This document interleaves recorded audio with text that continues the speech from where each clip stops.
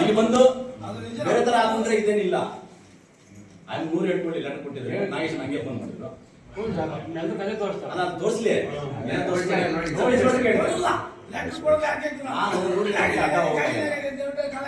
ಇಲ್ಲ ಫೋಟೋ ತೋರಿಸಿದ್ದಲ್ಲ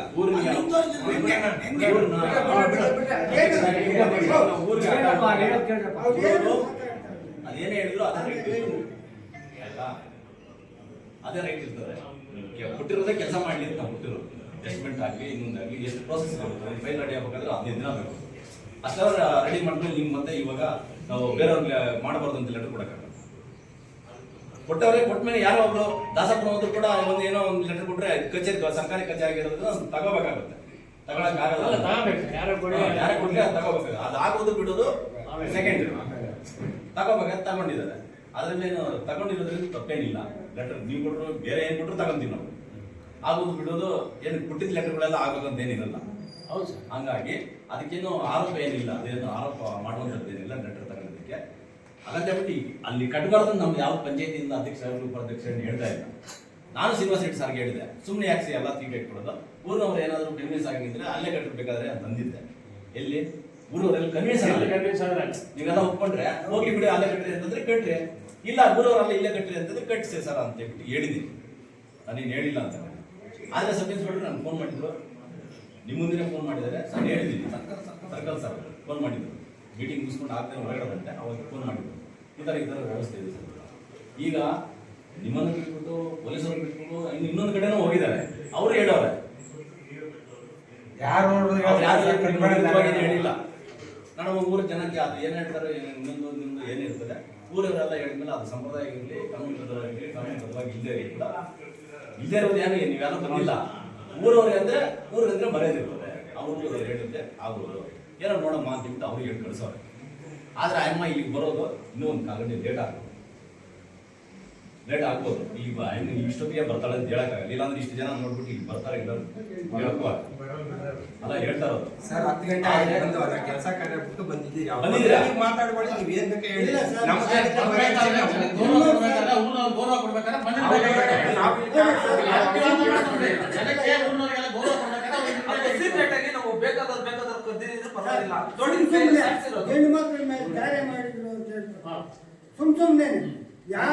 ಅಲ್ಲ ಇಲ್ಲಿ ಬಂದ ಆ ಮಾತು ಹೇಳಕ್ಕಾಗಲ್ಲ. ಯಾಕಂದ್ರೆ CC ಕ್ಯಾಮ್ರಾಗಳಿವೆ. ಇಲ್ಲಿ ಆ ಮಾತು ಹೇಳಕ್ಕಾಗಲ್ಲ.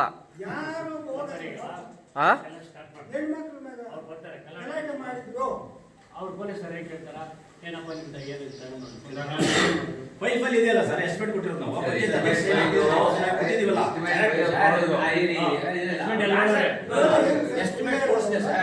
ಎಸ್ಟಿಮೇಟ್ ತೋರಿಸ್ತಾನೆ. ಅವ್ರು ಏನ್ ಹೇಳ್ತಾರೆ ಅಂದ್ರೆ ನಿಲ್ಸಾಕಿರ್ಬೋದು ಅದು ತಿರ್ಗಾ ನಮ್ಗೇನ್ ಗೊತ್ತು ಅಂತಾರೆ. ಅವಾಗ ನೀವು ಮುಖ ಫೋನ್ ಮಾಡ್ಬೇಕು ಪೊಲೀಸರು ಬಂದ್ರೆ. ಈಗ ನೀವು ಇವಾಗ ಜನಗಳ ಇದಾದ ಮೇಲೆ ಎಸ್ಟಿಮೇಟ್ ಮೇಲೆ ನೀವು ಕಾಯಿಲೆ ಕಟ್ಟಬಹುದು. ನಿಮ್ಮ ಹತ್ರ ಬರೋದಿಲ್ಲ. ಬಂದವ್ರ ಜನ ನಾನೇ ಆನ್ಸರ್ ಮಾಡ್ಕೊಂಡು ನಾನು ಫೇಸ್ ಮಾಡ್ತೀನಿ ಅದನ್ನ. ನೀವು ಕೆಲಸ ಕಳಿಸಿದ್ದೀನಿ ಸರ್, ಅಡ್ಡ ಬಂದು ನೀವು ದಯವಿಟ್ಟು ನಿಮ್ಮ ಪ್ರೊಸೀಜರ್ ನಿಮ್ಗೆ ಸಿಕ್ಕಾಗಬೇಕು ಅಂತ ಪ್ರೊಸೀಜರ್ ಇದ್ದಾಗ ನೀವು ಕೊಡ್ಬೇಡಿ ಅಂತ ಇದ್ದಿದ್ರೆ ಕೊಡ್ಬೇಡಿ. ಈಗ ಗಲಾಟೆ ಬಂದಿರ್ತೆ. ನೀವು ಹೇಳಿದ್ರಿ ಅವ್ರು ಕೊಟ್ಟಿದ್ರೆ ನಮಗೂ ಬೇಕಾದ ಏನು ಕೊಟ್ಟಿಲ್ಲ.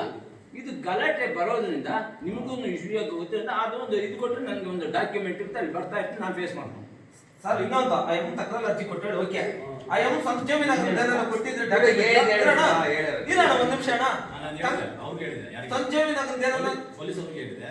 ಅದ್ ಬಿಟ್ಟು ಮತ್ತೆ ಬೇರೆ ಇನ್ನೊಮ್ಮೆ ಮೇಲೆ ಸ್ಟೆಪ್ ಹೋಗಿದ್ದು ಅವ್ರಿಗೆ ಹೇಳಿದ್ದೀನಿ. ನಾವು ಸ್ವಂತ ಜಮೀನು ಸರ್ಕಾರ ರಸ್ತೆ ಮಾಡಿರೋದು, ಆ ಸರ್ಕಾರ ರಸ್ತೆಯಲ್ಲಿ ಮಾಡ್ತಾರೆ. ಅಲ್ಲೇನಿಲ್ಲಲ್ಲ ಇವಾಗ ಕಡೆ ಸೆಂಟಿಮೆಂಟ್ ಇದೆ ಅಂದ್ರು. ಸೆಂಟಿಮೆಂಟ್ ಇದೆ ಸರ್, ಒಪ್ಕೊಂತೀನಿ.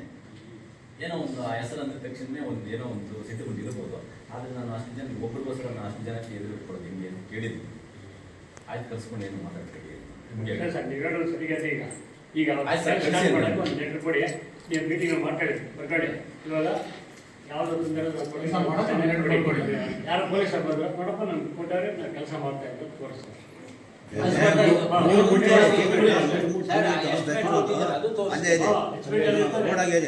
3 ಮೂಟೆ ಬರ್ತಿರೋ ಸಿಮೆಂಟ್ ಅಲ್ಲೇ ಮೂಟೆ ಹಂಗೆ